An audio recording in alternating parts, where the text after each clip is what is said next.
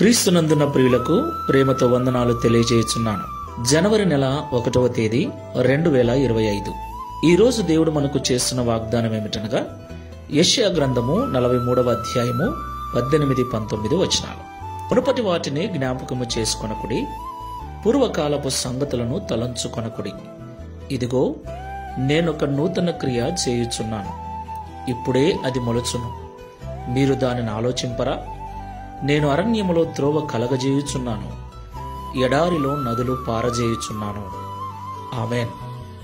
నా ప్రియమైన సహోదరి సహోదరులారా, ఈ మాటలు వింటున్న మీకందరికీ మన ప్రభువైన యేసుక్రీస్తు నామములో నూతన సంవత్సర శుభాకాంక్షలు తెలియజేయుచున్నాను. దేవునికి మహిమ కలుగును గాక. నా ప్రియమైన సహోదరి సహోదరులారా, ఇశ్రాయేలీయులు 400 సంవత్సరాలు ఐగుప్తుల బానిసత్వాన్ని అనుభవించిన తర్వాత దేవుడు వారిని ఐగుప్తు నుండి నడిపిస్తున్న క్రమంలో ఎర్ర సముద్రములో త్రోవను చేసి వారిని దాటించటం, బండను చీల్చి నీళ్లను రప్పించటం, మన్నాను కురిపించి వారి ఆకలి తీర్చటం, ఇలాగా అనేక అద్భుత కార్యాలు జరిగించి చివరికి వారిని కనాను దేశము, యూదా దేశమునకు చేర్చాడు. దేవునికి మహిమ కలుగును గాక. అలాగే ఇశ్రాయేలీయులు మరలా అవిధేయులైనప్పుడు వారిని 70 సంవత్సరములు బబులోనుకు బానిసలుగా పంపిస్తాడు. ఆ తర్వాత బబులోను నుండి వారిని విడిపించేటువంటి క్రమంలో దేవుడు వారికి చేస్తున్న వాగ్దానం ఇది: మీరు మునుపటి వాటిని జ్ఞాపకం చేసుకొనకుడి, అప్పుడు నేను సముద్రములో మార్గము చేశాను, అప్పుడు మీకు బండ నుండి నీళ్ళిచ్చాను. అయితే నేను మరొక నూతన క్రియ ఇప్పుడు మీకు చేస్తున్నాను. అదేమిటంటే, ఎడారిలో నేను మీ కొరకు నీళ్లు పుట్టిస్తాను, నదులు పారజేస్తాను, అరణ్యములో మీ కొరకు త్రోవను ఏర్పాటు చేస్తాను అని. దేవునికి మహిమ కలుగును గాక. నా ప్రియులారా, దేవుడు మనల్ని ఎప్పుడు కూడా క్రొత్త ఆశీర్వాదాల చేత నింపాలని, మన నోటి నుండి క్రొత్త సాక్ష్యాలు వినాలని ఆయన ఆశపడుతూ ఉంటాడు. మనమైతే ఎప్పుడో జరిగిన వాటిని గురించి ఏండ్ల తరబడి సాక్ష్యం చెబుతూ ఉంటాం. ప్రస్తుతం మన యొక్క జీవితంలో దేవుడు చేసిన అద్భుతాల గురించి మన నోట ఎలాంటి సాక్ష్యము రాదు. ప్రియులారా, ఒకసారి ఆలోచించండి. మన దేవుడు అసాధ్యుడు. సముద్రములో మాత్రమే కాదు, ఎడారిలో కూడా మార్గము చేయగలవాడు.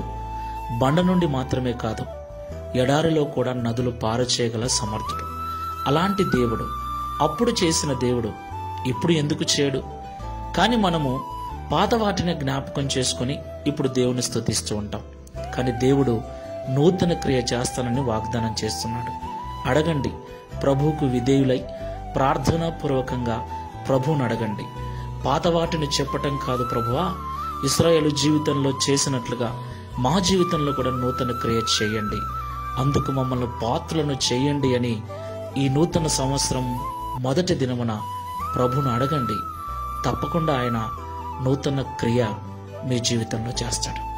ప్రార్థన చేసుకుందాం. సంవత్సరమును మాకు దయా కిరీటముగా అనుగ్రహించిన సృష్టికర్తవైన దేవా, నీకు స్తోత్రాలు చెల్లిస్తున్నాం. ప్రియ తండ్రి, మా జీవితం ఎప్పుడూ నూతనపరచబడాలని, నూతనమైన ఆశీర్వాదాలతో, నూతనమైన సాక్ష్యాలతో నీకు స్తోత్రము చెల్లించేదిగా ఉండాలని మీరు ఉద్దేశించారని మాతో మాట్లాడినందుకు స్తోత్రాలు. మేమైతే నిన్ను విశ్వసించిన తొలి రోజుల్లో జరిగిన ఆ అద్భుతాలు, ఆ మేలులను గురించే ఏళ్ల తరబడి సాక్ష్యం చెబుతూ వస్తున్నాం. అయితే మీరు నాడు చేసిన వారు నేడు కూడా ఆశ్చర్యకార్యాలు, మేలులు చేయగలవారని ఇశ్రాయేలీయుల జీవితం ద్వారా మాతో మాట్లాడినందుకు స్తోత్రాలు.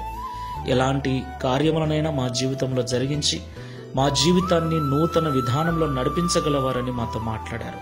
ఈ ప్రార్థనలో ఏకీభవిస్తున్న మేము ఈ దినము నుండి ఒక నూతనమైన మేలు కొరకు, నూతన కార్యము కొరకు నీ సన్నిధిలో సిద్ధపడుటకు సహాయం చేయండి. ప్రియ తండ్రి, నూతన సంవత్సరాన్ని మాకు అనుగ్రహించారు. ఈ మొదటి దినమున ఈ మాటలు విన్న మేమందరము కూడా మమ్మల్ని మేము సిద్ధపరచుకొని క్రొత్త మేలుల కొరకై ఎదురు చూస్తూ క్రొత్త సాక్ష్యములతో నీ నామాన్ని మహిమపరచునట్లుగా, నీ నామమును ప్రచురము చేయునట్లుగా, నీ నామమునకు స్తోత్రము చెల్లించు వారుగా చేయుమని ఈ సంవత్సరమంతా నీ కృపా రెక్కల నీటిలో మా కుటుంబాలన్నిటిని భద్రపరిచి, తద్వారా ఈ దిన వాగ్దానం మా అందరి జీవితంలో నెరవేర్చి మమ్మల్ని బలపరచుమని, ధైర్యపరచుమని యేసు నామములో ప్రార్థించి వేడుకుంటున్నాము తండ్రి. Amen. Praise the Lord. God bless you.